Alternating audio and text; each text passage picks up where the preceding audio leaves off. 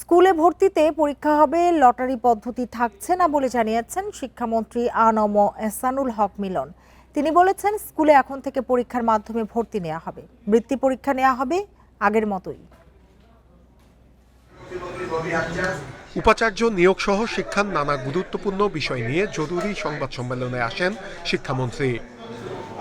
এ সময় বিশ্ববিদ্যালয়ে উপাচার্য নিয়োগের পাশাপাশি বিকাশ পেমেন্টে 10,000 টাকার বেশি অফার, শপিং চলছে তো।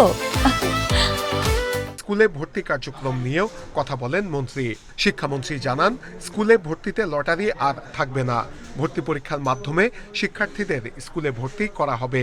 আপনি রিল্যাক্স করেন, আপনি আরো কমিয়ে দেন, টেস্টগুলি লিবারেল করেন, হোয়াট এভার দ্যাট ইজ। আপনি লটারি, যেই ছেলেটি কম্পিটিটিভনেসে আসতে পারে বা আসতে পারে না, তাকে সেই সুযোগটা দেন।